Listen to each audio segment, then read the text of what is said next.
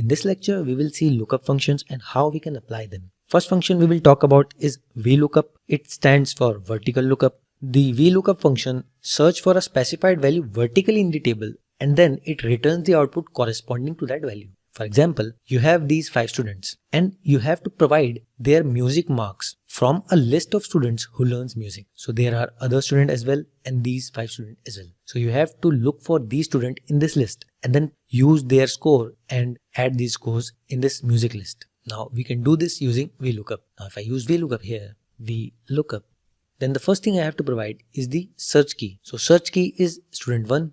Then I have to provide the range where I'm searching this. So this is the range where I'm searching my student 1. Then I have to provide the index. As the values of student 1 are in the index 2 of this range I have provided, then I will use 2. After that, I have to provide is sorted. So for is sorted, if I use 0, it will use the exact reference and choose the exact value to match. And if I use 1, then it will match approx. So if I use enter, then the 45 is the score. So if you can see, student 1 has 45. Similarly, if I provide this for student 2, then as you can see, if I use autofill as suggested by Google Sheet, it is showing me null values here. Why? Because I have not used the absolute cell reference in my formula. So if I use absolute cell reference here, $, and then press enter, if I fill this, I'm still having null values. The reason I'm getting NA here is that I have a white space in my student 4. So as you can see, there's a white space. If I remove it and press enter, it gives me the score. Similarly, I have a white space here.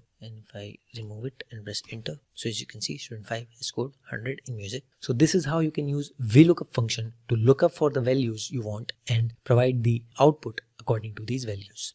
The next function is HLOOKUP, which is horizontal lookup, and as the name suggests, it looks for the values horizontally in the table. For example, you have these 2 students and you want to provide their math, science and English marks from a list of these marks they have in each and every subject. So they have studied many subjects: science, history, sports, geography, math, English and music. And you want to provide the math, science and English marks into this table from this table. So what you can do is use horizontal lookup. If I use HLOOKUP here, then I have to provide the search key. So first I'm searching maths. Then I have to provide the range where I'm searching for it. So to provide the range, I will provide this table.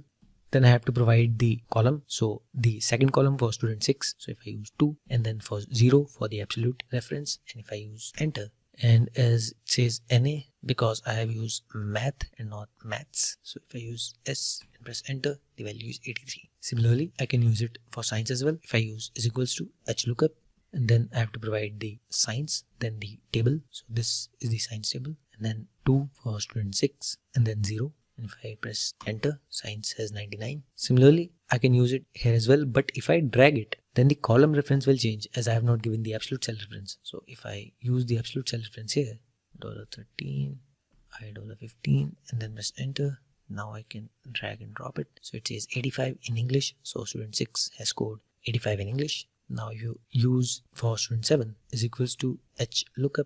And you have to provide maths, then the table. Now we have to use 3 for student 7, then 0. As you can see, 53 in maths. So this is how you can use HLOOKUP function. If I give the absolute reference, I can drag and drop this to fill the table. Press enter. Now I can fill this table.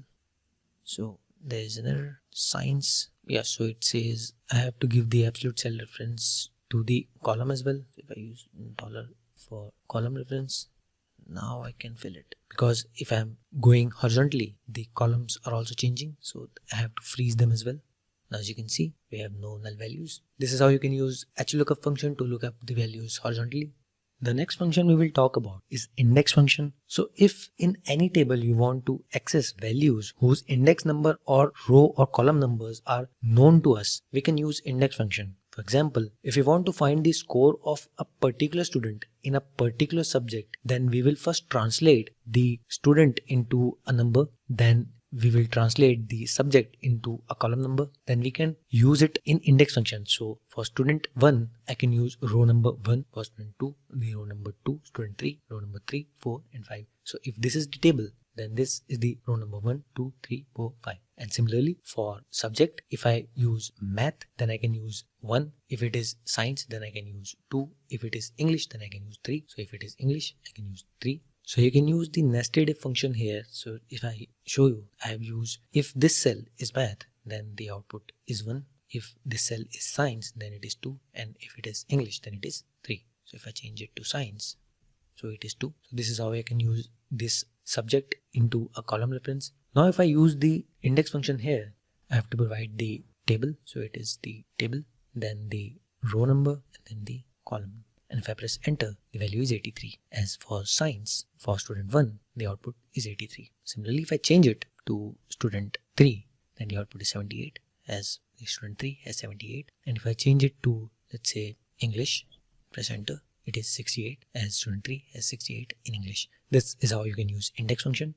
Now we will move to the next function. Now let's talk about the next function, which is match. Match will return the position of a particular value in an array. For example, you want to find the student who has scored maximum marks in maths. So the maximum marks is 100. Then you want who scored 100 in maths. So if I use match function here, so the first thing I have to provide is search key. Then I have to provide range. Then I have to provide search type. If I use search key as 100, then the range is maths score.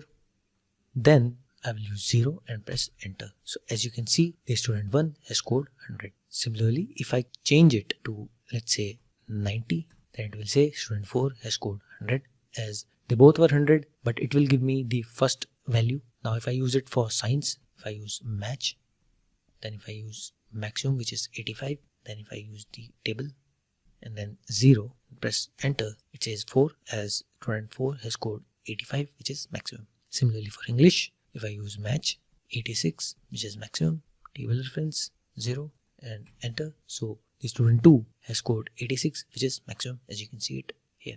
Similarly, if you want to see student 1 has scored maximum marks in which subject, then you can see the subject number as an output using the match function. If I use match here and then provide the maximum value, which is maximum marks, and then I provide the reference as the marks of student 1, then use 0 and press enter. As you can see, student 1 has scored maximum marks in the maths exam. Similarly, for student 2, if I drag and drop it, student 2 has scored maximum marks in subject 3, which is English, and student 3 has scored maximum in subject 2, which is science. This is how you can use match function.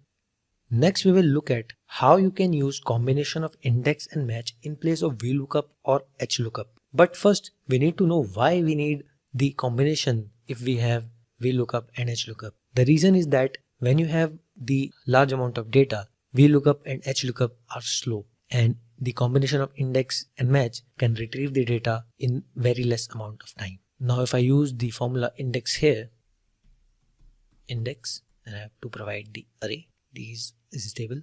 Now the row number will be provided by the match function.